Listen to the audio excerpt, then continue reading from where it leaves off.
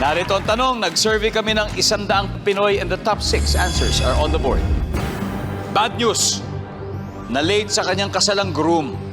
Pero isa pang bad news, galing pala siya saan? Flip, Sa bar.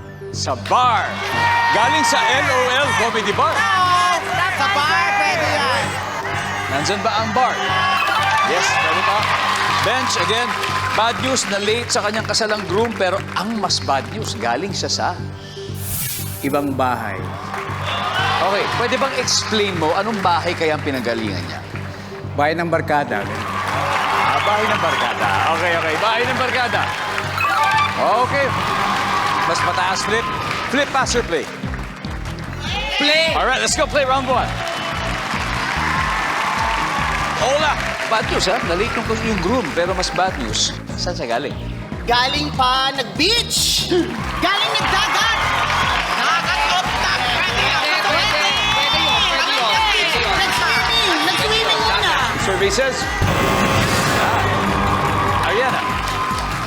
Again, bad news na late sa kasalang groom. Ang mas bad news galing sa saan? Feel ko, Kuya Tong, dahil workaholic siya, trabaho. Galing sa trabaho. Kesa sa kanyang kasal. Ang lupit naman.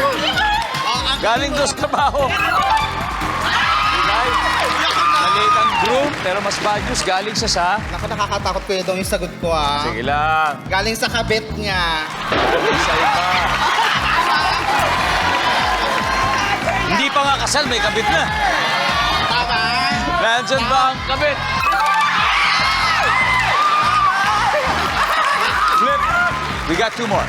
Again, bad news na late si groom, pero ang mas bad news, galing siya sa... Sa biyanan. May biyanan siyang iba? Pwede kasi yan. Yung Nauna biyanan pa sila niya, nag-intindihan ng biyanan. May ibang biyanan pala. Kabit niya, biyanan niya. Services. Wala. Kaya pa to. Kaya pa to. Guys, pwede na kayo mag-usap-usap. Kailangan makomo to, hindi makaka-steal sila. Okay, bad news na late si groom. Ang mas bad news ay... Galing pa siya sa ibang bansa. Kaya siya na-late. Pwede yun. Abroad. Services. Oh my God. GJ, ano kaya to? Bad news na late si groom, pero ang mas bad news galing siya sa... Airport sa probinsya. Sa probinsya. Yes, Sebastian. Galing sa bahay ng magulang. Galing sa bahay ng magulang, Mark. Siguro galing siya sa gift shop, bumili muna ng regalo para i-surprise yung magiging bride. Aks naman. Pero Bench, isang tamang sagot na kailangan natin. Again, bad news na late sa kasalang groom.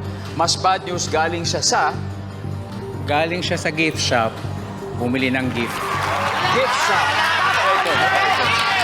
Mabait na groom. Nandiyan po ba ang gift shop? Wala. Alright, let's see kung ano pa hindi nakuha. Number 6. Party. Pumarty lang. Number 3. Sugalan. Nako, ayaw magpakabog ng The Baguio Squad kaya meron na agad silang 85 points. Ang Mr. Gay World PH, wala, babawi sila sa susunod na round.